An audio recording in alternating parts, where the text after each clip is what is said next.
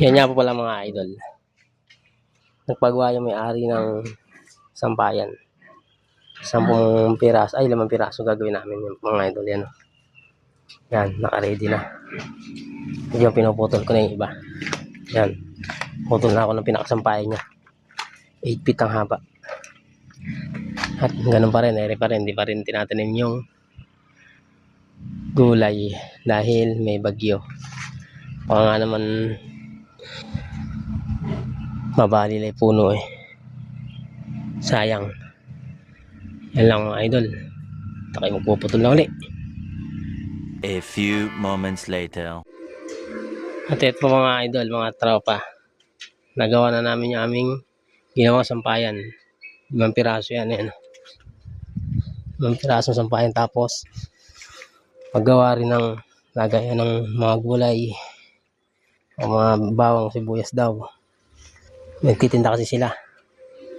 Kaya balang araw yung mga paanin dito may ilalagay dyan, mga gulay-gulay na yan. Tapos yung kapatid naman nagpagawa ng lamesa ere. Lamesa, bukas namin matatapos yan. Yung lalagay dyan yung tiles. Depende sa kanya kung tiles o granite. Yan po mga idol. At out na namin sa trabaho. Yan. At pahinga muna mga idol. Yan. Wala nang bunga yung mga mangga rito. Yan. Ubus na. Mga idol oh. Maaliwalas na rito. Nilinis ng may-ari. Dito sa malapit sa kubo. Malinis na. Yan. Pahinga, pahinga. Maluwang na gulayan din yan. Animan. Pag na-tsempo yan, sa kamahalan, malaking pera din ano rito. Magiging kikitain.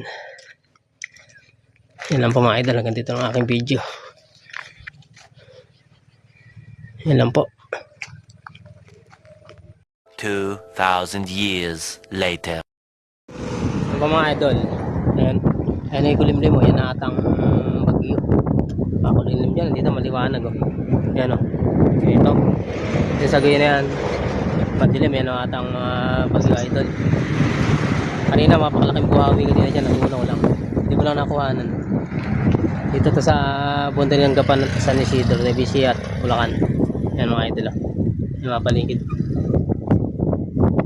Yan ang po mga idol. Baka ako ng ulan.